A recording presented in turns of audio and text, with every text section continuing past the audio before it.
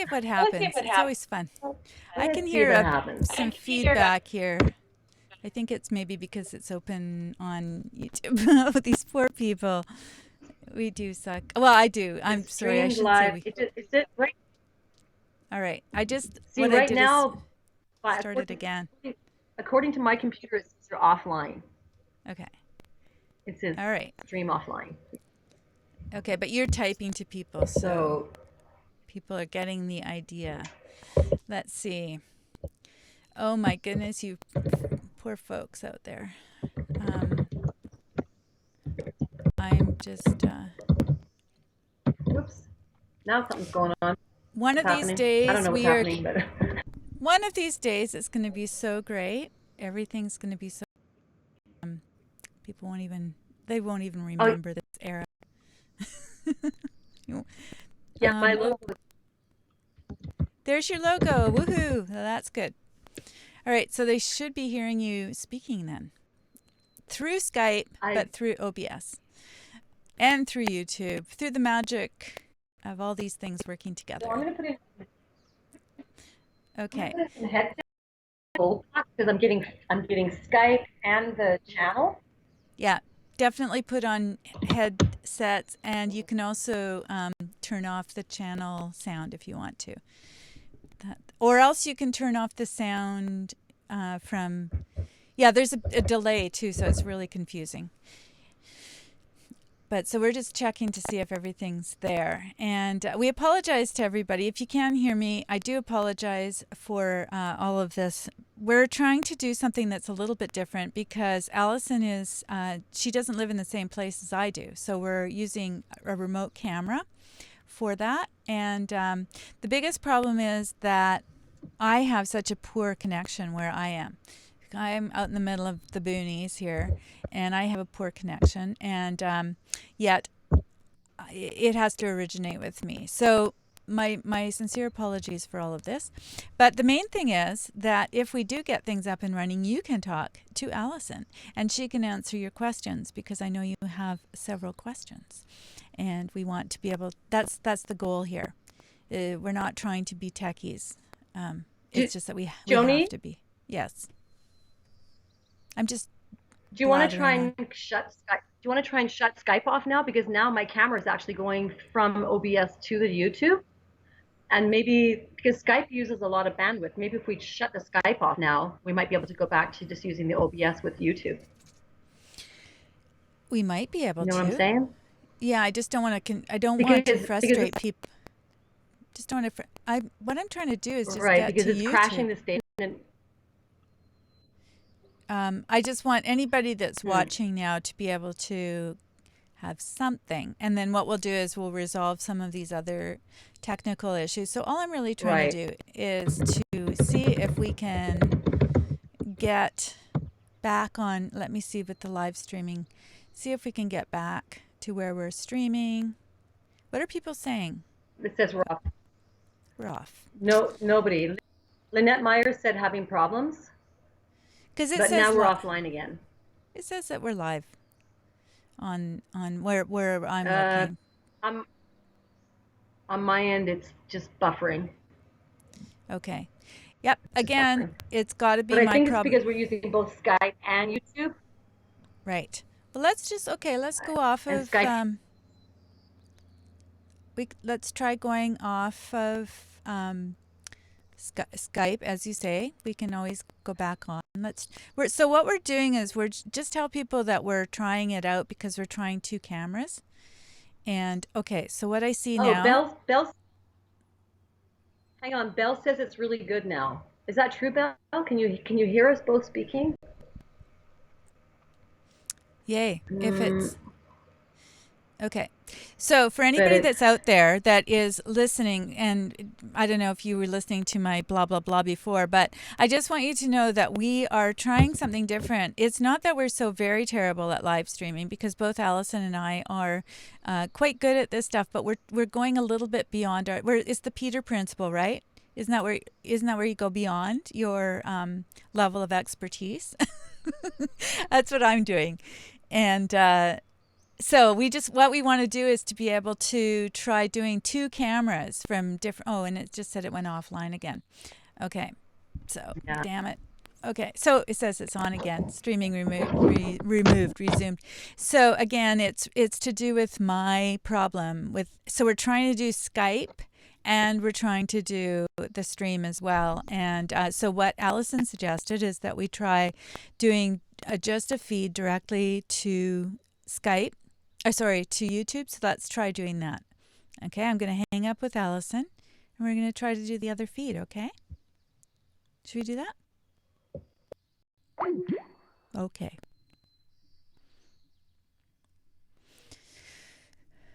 Okay, so anybody that's still listening, I think I I don't have Skype going, but I do have my microphone. And so I'm just going to move it over to my logo. So basically what's happening here is that we're just trying some things out. We're just trying to figure out how to do the two cameras, because I've done quite a few different chats on YouTube. I've done various things on the stream, and I've done various other streams. But the biggest problem I have right now is that I have a very low bandwidth. I'm actually, it's quite sad.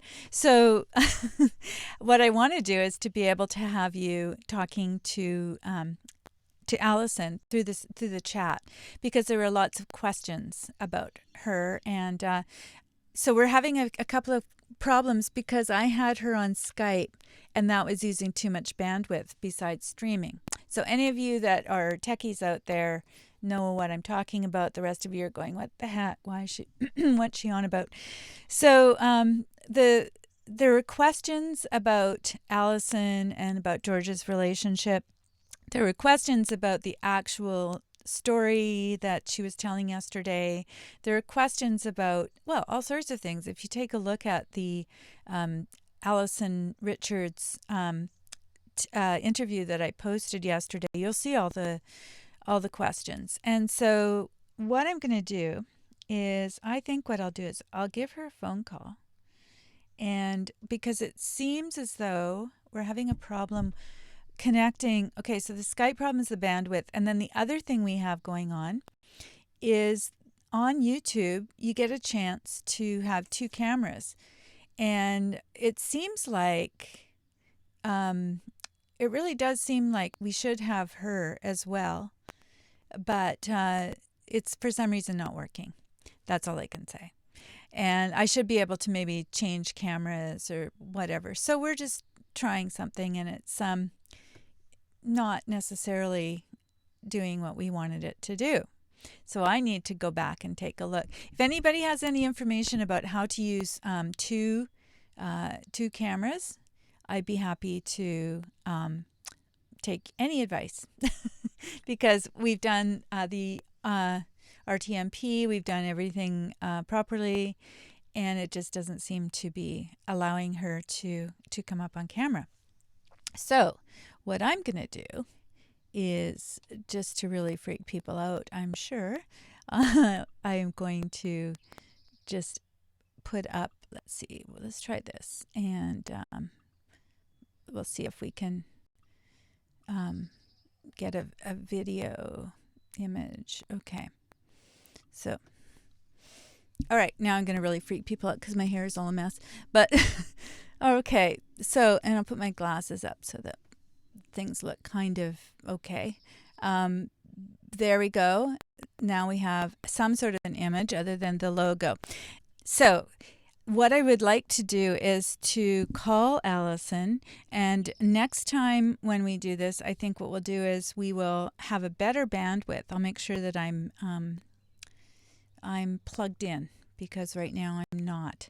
It's telling me that the video output is low. Everything's really low. So let me just go back here and see if I can get Alison. 'Cause I really want Alison to be able to talk to you. So and I don't know where she is right now. But anyway, so yesterday we had Alison was on George's channel. Actually, she was on Crowdsource For Truth on Jason Goodman's channel. And there were a whole bunch of questions from that.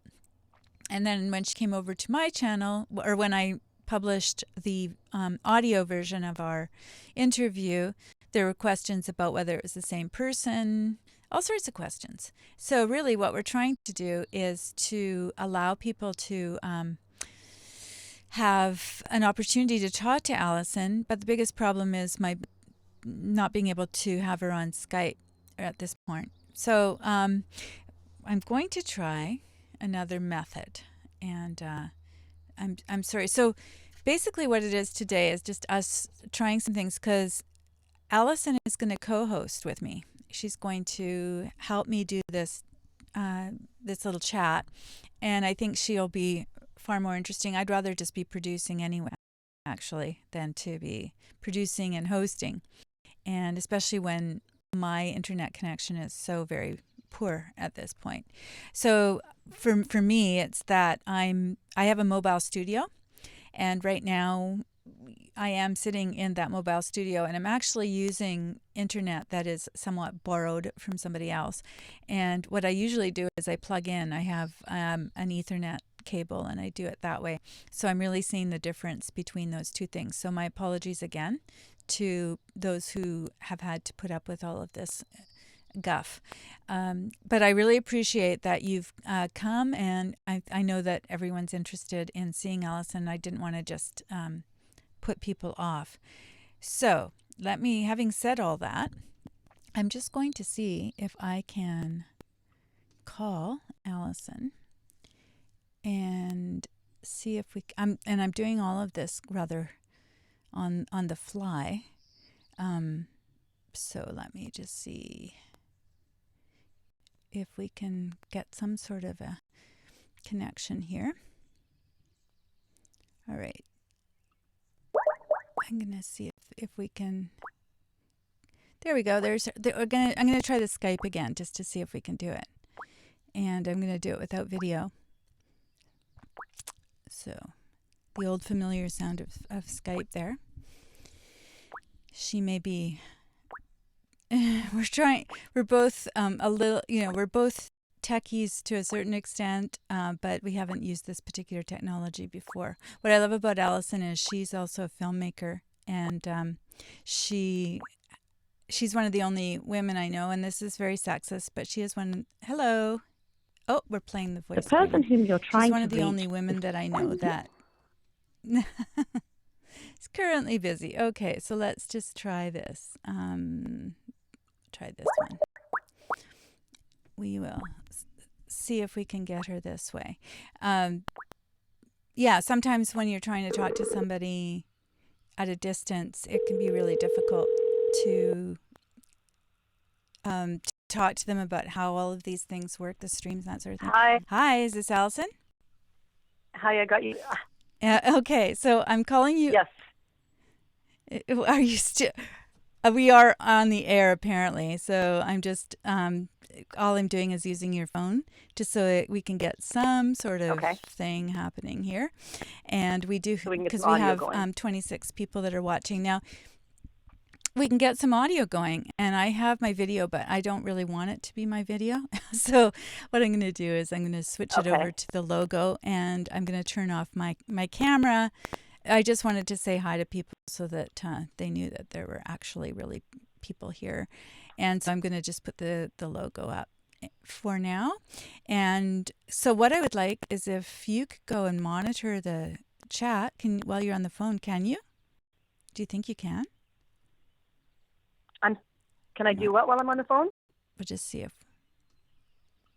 Can you go over to take a look at the chat like you were doing before?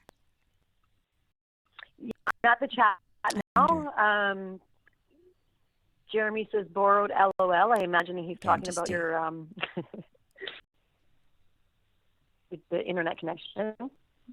What, borrowed? Oh yeah, borrowed. Yes. So, there you go. Yeah. So apparently, Bob Lowe thinks that you're an Israeli agent. Who I don't know.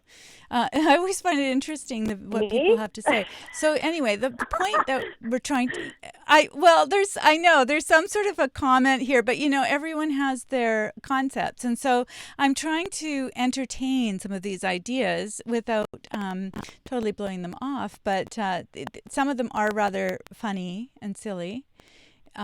Because, there we go. I have a chat. She's there. Borrowed LOL. Good. Okay. And Alison is buffering. So, okay. So I don't want to talk anymore. I've just been filling in the gaps. You talk. Can everybody hear Alison? So if I talked, I don't know if I can't people hear can Alison. hear me or not. I'm getting about now, how should I be talking to you? In which way? Through the phone? Is that how you're doing it now? I'm not sure. Through the phone. Yeah. I'm okay. Calling you with Skype through the phone. It's kind of crazy, but I'm hoping that people can hear you. Can you hear Alison when she talks? Okay. So you talk. Okay, so yesterday, at least we've got a recording here, and I can always use that later. So we can answer people's questions and that sort of thing. So now, for instance, Jeremy, can you hear what Alison's saying? Yes, I can hear. So Johanna says she can hear you. So Alison, I'm going to turn it over to you. Hi, Joanna. She can hear you. So carry on. Okay. So I'm going to stop talking. You'll be happy to hear that. Alison's going to speak. All I want to do is the people I'm assuming are interested in your story. Okay. I want to first of all thank CharacterDriven for giving me an opportunity to tell this story, actually. Hopefully you guys can hear it now. It's hard to believe that I'm actually a video technician and I can conference, 5 remote locations together, no problem. I can't hook up with my girlfriend on that island. Anyways, I know that people have questions, so it is kind of sad. I can't hear you. If you guys want to type the questions, then I can actually answer them back.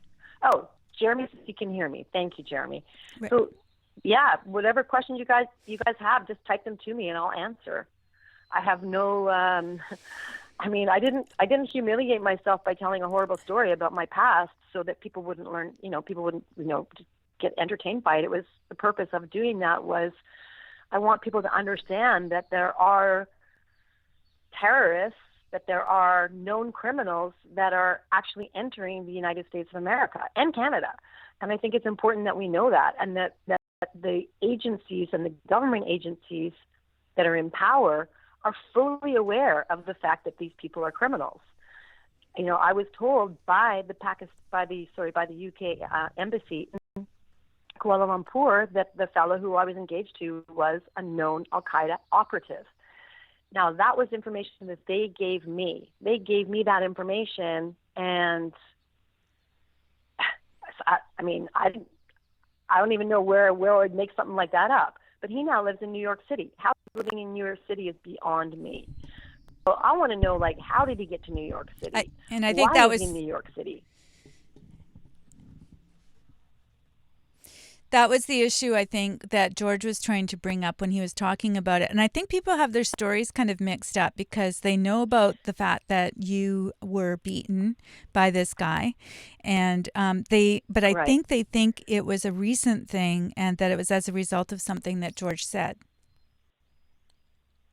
which is not true. No. It had nothing to do with what George said. It was a story. It was something that happened to me. Yeah, basically what happened was I met this guy back in 2009. That's when the incident took place, May 2009. And,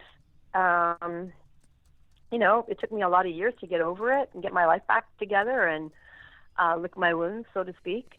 And during, with the relationship that coming into contact with George and starting to work with him and following his investigations, which dovetailed with my own investigations, it brought up a lot of the old things that I had got. I had completely forgotten about a lot of that stuff, pushed it out the back of my mind. But it all came back in full living color, because that's exactly what the investigation of what George is looking into now. So, when I reflected back on the things that happened to me, I'm like, like this guy I was told that he was Al-Qaeda, and he's living in New York City. So, and George is in New York City, and Jason's in New York City. And I'm like, why don't you go knock on his door? Like, find out who he is and why he's there.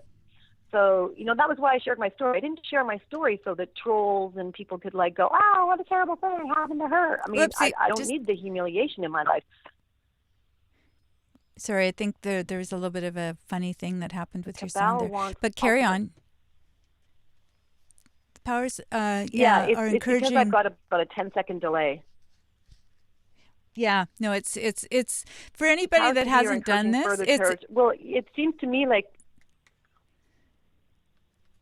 Yeah, I'm just saying, for anybody that's out there, as far as the technical stuff, which is what I'm trying to monitor, it's a learning curve, and we're just trying to get there. But all of this is being recorded as well, so that I'll put together something that is a bit, nothing is going to waste about this information. And we are trying to answer your questions as they come up. Questions. So Richard says the powers that be are encouraging further terrorist attacks. The cabal wants ultimate martial law, and I think you're probably onto something there, Richard. And all of this infighting and the trolling and all of the different things is. Oh, okay. I have slow mode on. I'm sorry about that, Jeremy. I don't even know about slow mode, and I don't know if I can change it. So why I did that is because sometimes the comments go by too fast, and Alison's probably wondering what the heck I'm talking about. But in chat, you can come up with a slow mode, and because you know how it whips by really, really fast. Sometimes it's really frustrating for me, and I can't read that fast. So I'm sorry, Jeremy. Okay. You can only post. It's not every 5 minutes. It's every 60 seconds, every 1 minute. So we're what Richard's saying, Jeremy, there is the whole idea of control. Question, Jeremy? Oh, right. He probably does, and but he's agree, in slow mode. With what Richard's saying. Yeah, no, I agree. I agree, Richard. I think there's a lot of people who are instigating wars because it's profitable for them. There's people that are instigating, civil unrest because it's profitable for them. Divide and conquer. This is nothing new. So, even what I noticed in my own personal life, as soon as I associated myself with George Webb and his investigations, I started getting personally attacked.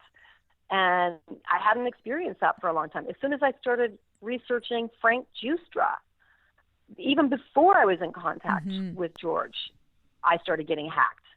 So, when your email arrives a day after someone sends it, you know that somebody's stopping to read it along the way, or I'm on a phone call and I'm trying to make an arrangement and my phone will just shut off. Or I love this one where I'm just sitting on my computer and all of a sudden the camera opens up.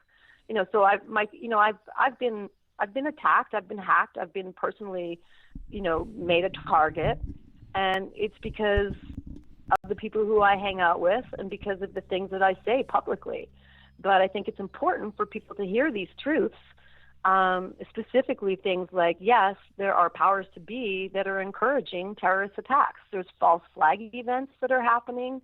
There's orchestrated attacks by PR firms like CrowdStrike and Media Matters.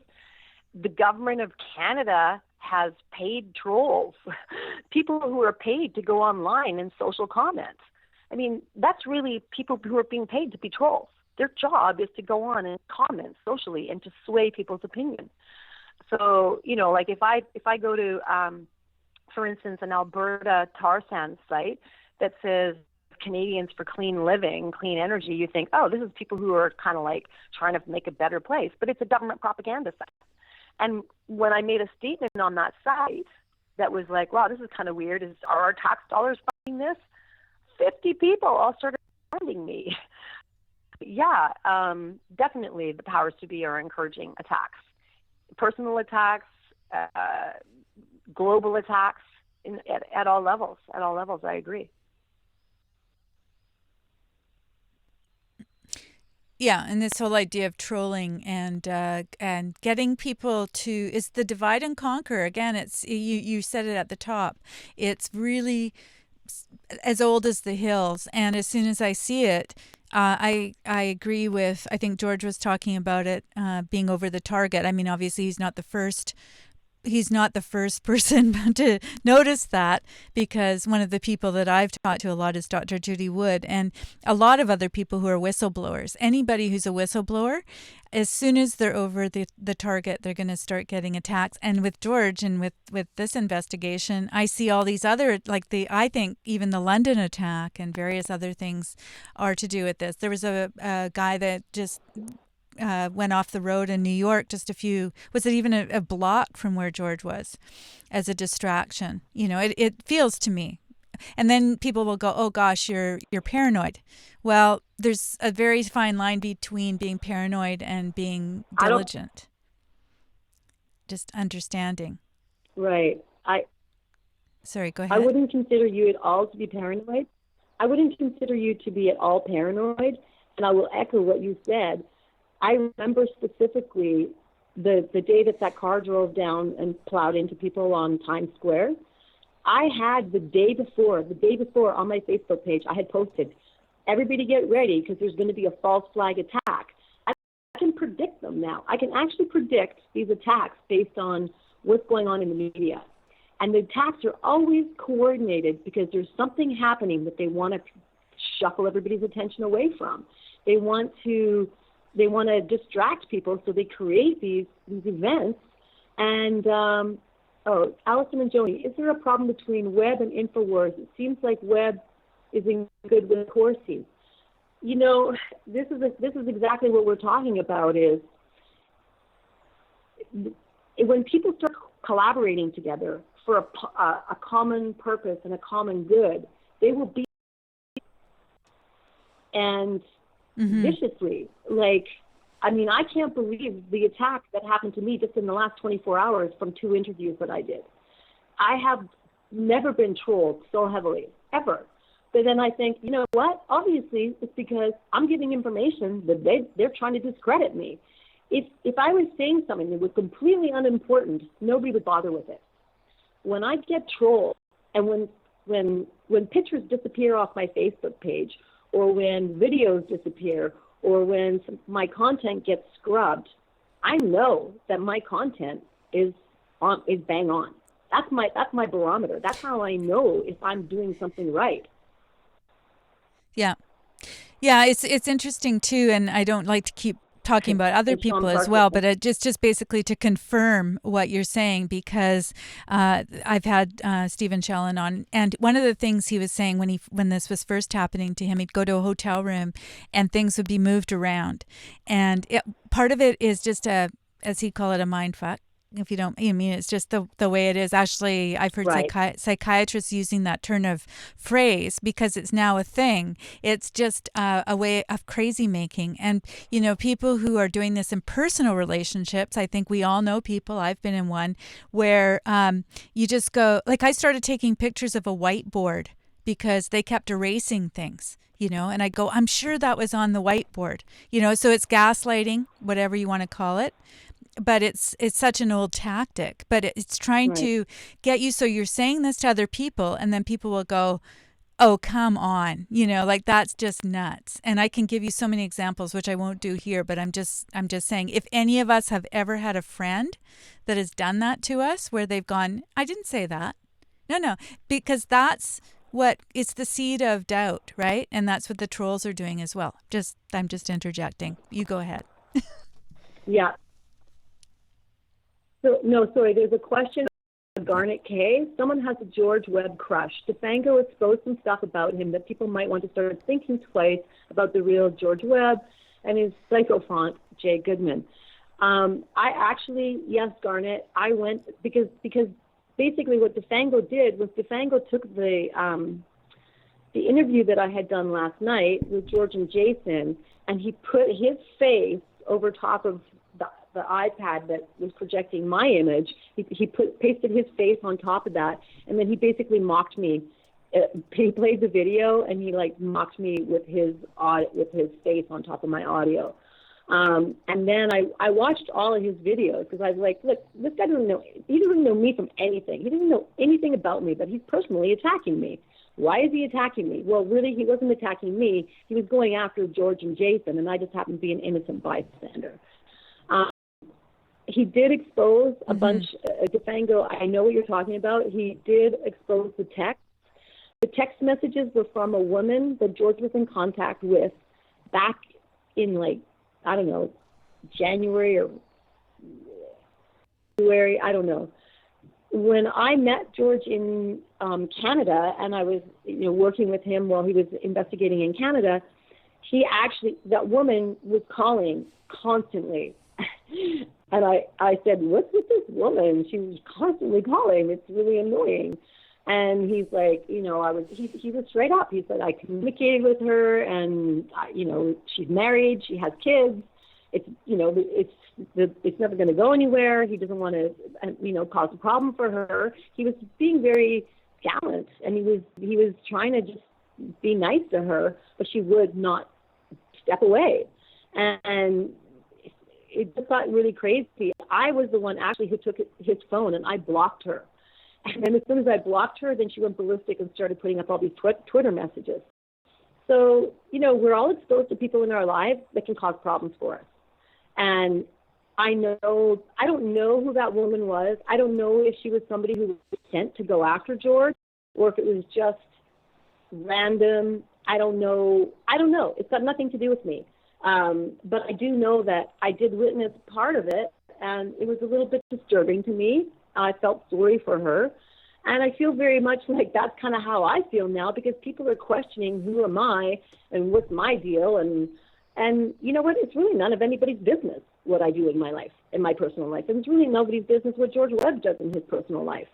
What we're doing in our lives is trying to solve a problem that needs to be arrested.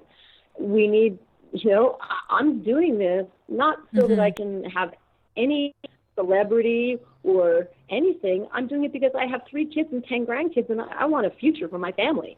And I see some really bad stuff going on in the world. And I want to see, justice.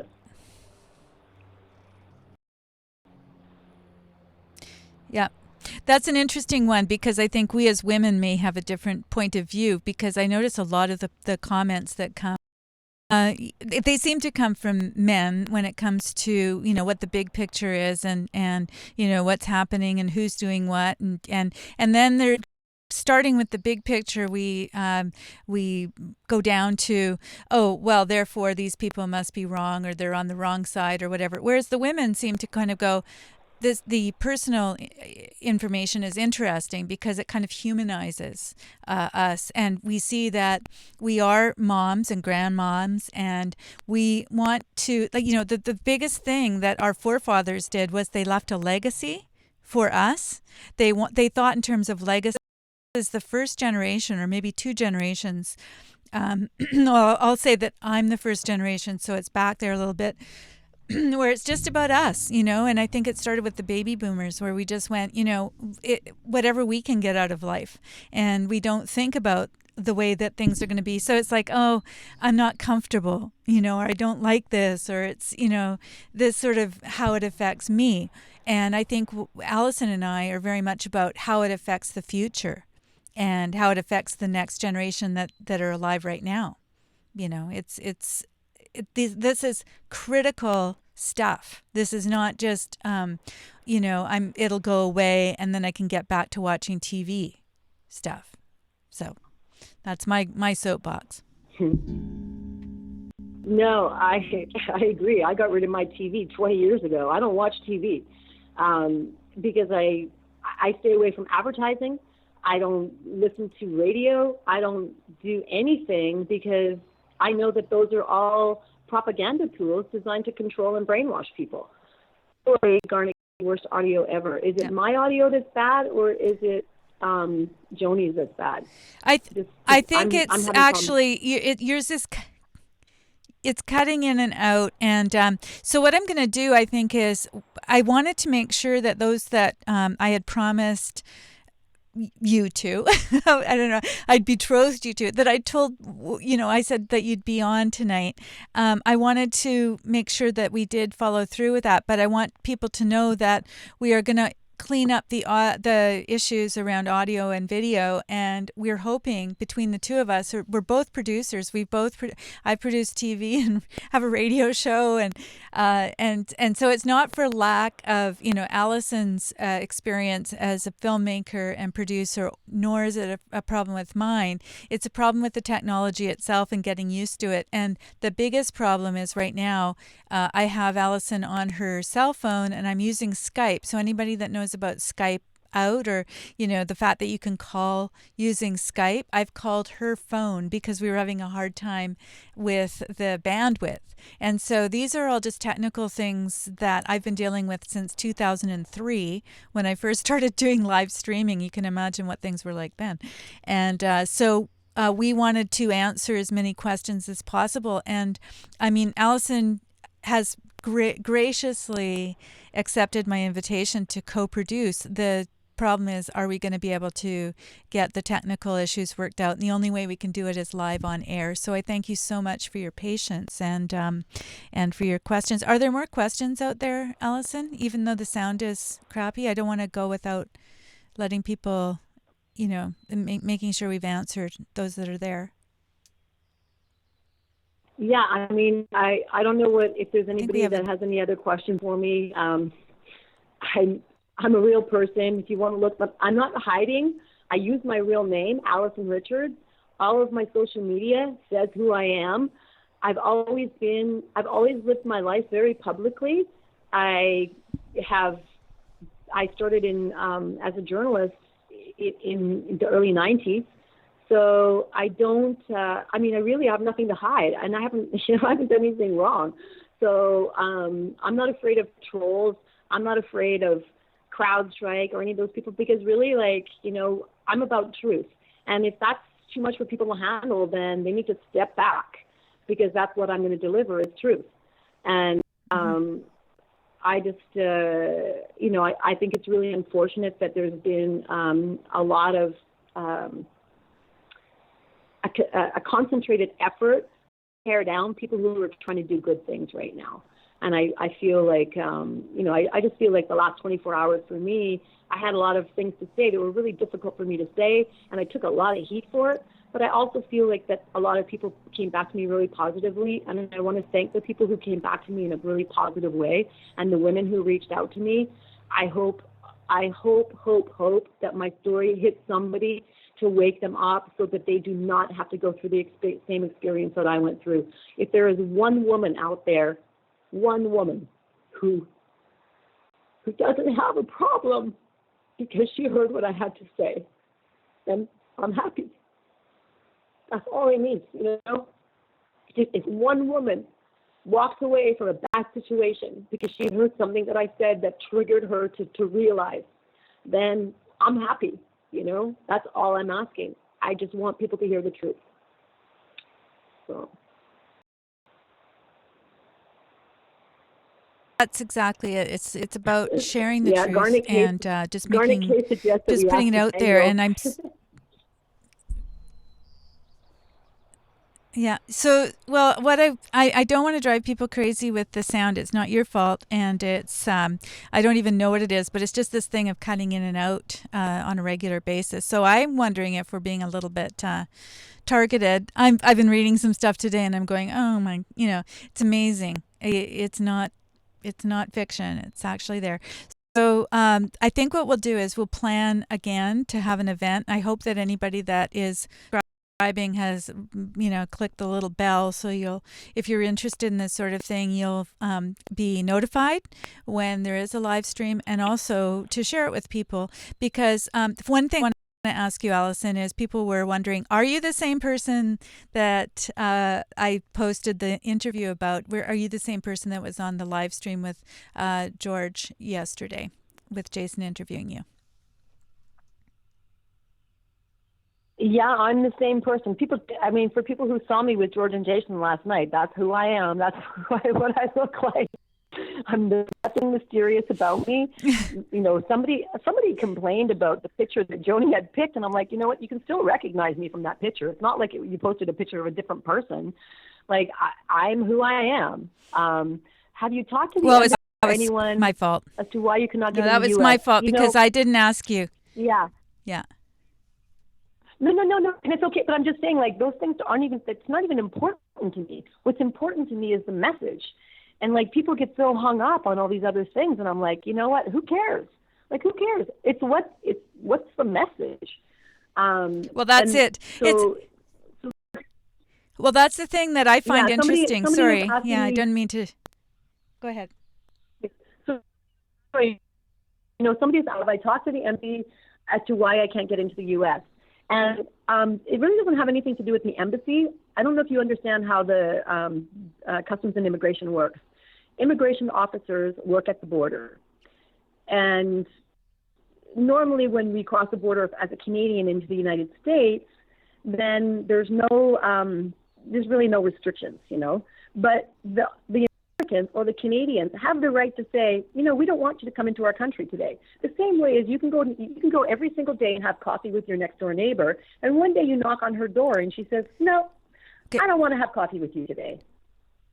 Just hang on for 1 second, Alison. So, just hang on for 1 sec, because sorry, it was all going crazy.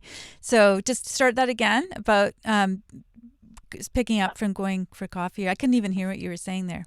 Go ahead. It's better now. So basically, if you think about this is the same scenario as entering from the United States into Canada or Canada into the States. We're neighbors, right? We're next door neighbors. So every day I go for coffee with my next door neighbor. And one day I go and knock on her door for coffee, and she says, no, I don't want you to come in anymore. I'm kind of tired of having you come here. It's her house. She doesn't have to let me in, right? She doesn't have to give me a reason. She doesn't have to explain to me. It's her right to say that. The same way as people arrive in Canada and the Canadian officials can say, no, we've had enough Australians coming today, no more Australians. Like, they can just, and the way the system is set up, the individual immigration officer has the right to make that determination.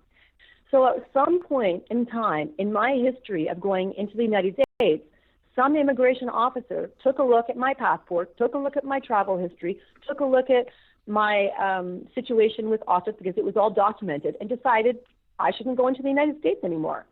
Now, the next time I show up at the border, it's flagged. The guy looks at it and says, oh, some guy refused her entry. Why were you refused entry? I'm like, I don't know why I was refused entry. So nobody can change that original designation without me going to an immigration judge and a whole bunch of stuff. Well, you know what? I don't really care. There's like a whole bunch of other countries in the world, and I don't have a need to go into the United States right now. And if I did go into the United States as a whistleblower, as a journalist, as a media person, I'm just putting myself at risk, because I have no rights in the United States of America. It's not my country. I'm a Canadian with a British passport. So the United States, to me, is a place where as soon as I cross the border, I have no rights. No phone call to a lawyer, no call to my family. They could put me in Guantanamo Bay. Like, I'm not saying that's going to happen, but the truth of the matter is, it could.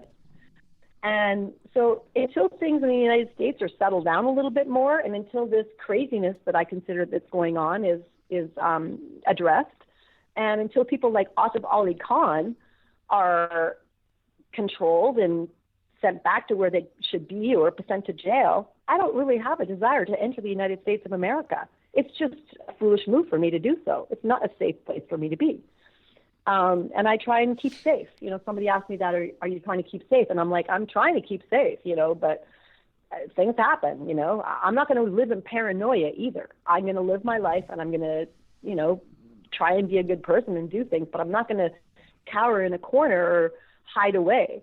I had to deal with that already 8 years ago. I was worried that Al-Qaeda was after me because they didn't know what I knew.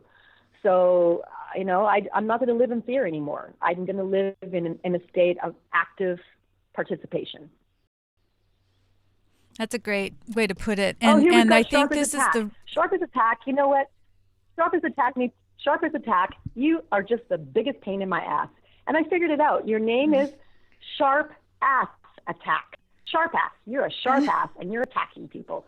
So this is like the troll who's been like trolling me. Thank you for coming by. I know. I actually wouldn't have been complete without you joining. Yeah, we'd love to have it. I mean, it's so funny because you always know that the naysayers that are not really here to listen to the actual information are here to distract. And it's like people upstaging. It's hilarious because I know lots of people like that from the theater where they always want to kind of go la la la la la la, and I'm in the limelight now. And I really don't care, DeFango or any of those guys. As soon as they're doing this sort of thing, what it is it's clickbait for one thing, but it's also just to get people distracted. And those that are intelligent enough, and I consider myself and Alison to be two very intelligent women who get through all of we cut through the fog. And because I've seen it in so many different situations, I interview people that are whistleblowers, and man, the tactics, they're not original. And Alison and I are very right-brained. We're quite original people, and we think, we're not thinking in terms of like, let's do the same old thing over and over again. Let's do something unique and new. And we put ourselves out there, and I think Alison put herself out today in a very, very unique way. Like people that will come forward and tell their story at the risk of having Sharp as Attack and as Sharp as Attack and DeFango and all these other people come out of the woodwork, like the ants that they are, it's really interesting to me because really what it does is it shows us that we're over the target and that there are people that are coming over to the channel and going, otherwise they wouldn't know who the heck you were or who I am or anybody else. They wouldn't even have a clue, but they're finding out that you've come forward and you're telling your story. And you're warning other women, particularly women who might get involved with people of other nationalities, and I've seen it online, trolling for women and trying to get whatever it is to get money or to get into the States, because as it is now, you can just you can be an illegal alien. You can just move into any area without being vetted. And yet you were talking about in Pakistan the vetting process that goes on there if you're trying to get in. You had to actually go through quite a process to do that. Right. Sorry, there's a delay here. It's somebody had asked about posting a link to the other interview that you're talking about. It's actually I put in there. It's Jason Goodman YouTube, and you can see me. I'm on the thumbnail. I think it says Alison's Story is the name of it. It's an hour and a half long. Really, you don't need to listen to the whole thing. It just goes on and on and on. It was a very frustrating interview for me because every time I tried starting to tell my story, I was interrupted. It was just not a good experience for me at all. And which to me was kind of interesting because I had two interviews yesterday. One that was a fabulous experience, away from feeling great. Thank you, CharacterDriven. And the other one that I walked away from and I got attacked viciously. So, it's just how the information is presented. And I don't even care. I mean, there's somebody who just said, listen to this girl, she's CIA. Really, CIA? Why don't you? My life has been an open book. You can see everything that I've done since I was 17 years old. I don't know when I would have had time to fit the CIA in there. You can see every movie. Well, might I say too that it's like, how do people even come up with this kind of stuff? Well, the CIA is involved in the movie-making business anyway. Most of them are reading the scripts. But I think it's really funny because we're both talking from Canada, from small-town Canada. I've got a car that's going by. Yeah, we're out in the sticks. It's the ice capital. I don't know, whatever people think of Canada. But I know a lot of our listeners are actually from the States. And so, we don't actually focus on the CIA quite the same way that you do. So if either Alison Alison or anybody else that's on my show from Canada's working with the CIA, they've had to come over the border to do that. They may as well work with CSIS or Interpol or something. So why don't you be a little bit more creative about your accusations? Because clearly you don't understand how things work globally. You're only looking at a very myopic view of the world, which is how it works in the States. And you need to get a history lesson. You need to get a geography lesson. Right. And start to understand how things work in the rest of the world. It's not all CIA. We're not USA centric here. You know, that's not what we're talking about.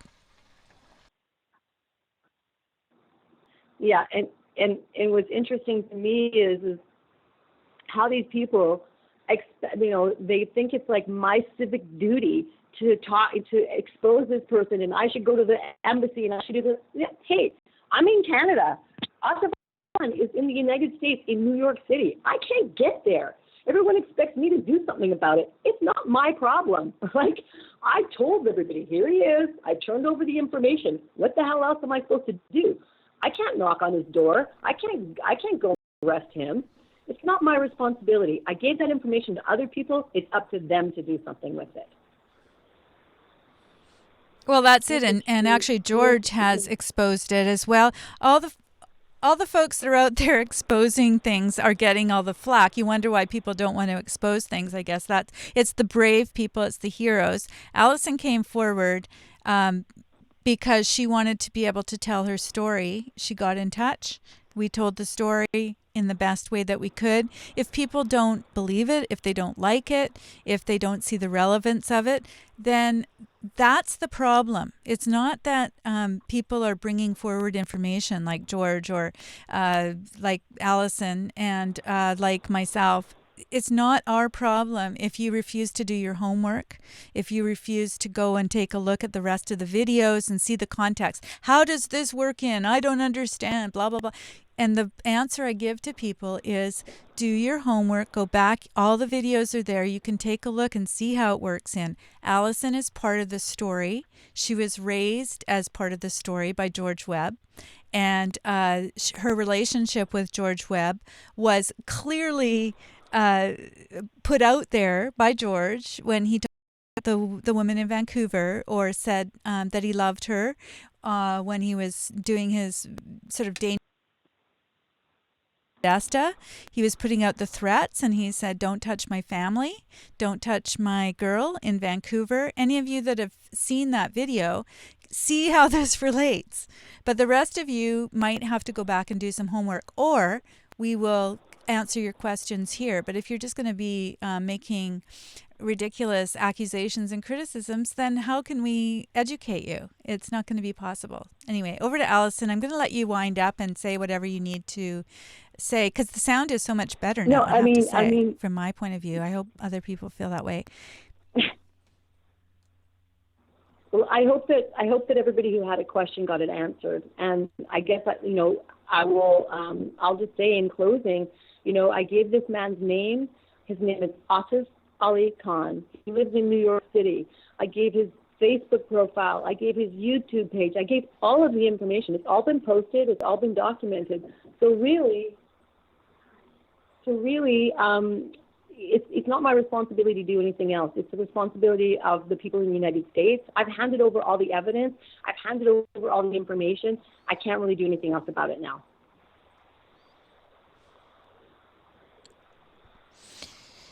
Right. So it's up to you guys. This is also crowdsourcing or whatever you want to call it. Open source is something I like. I like the idea of open source investigations. Open source anything. Anytime we can involve all of you in the process.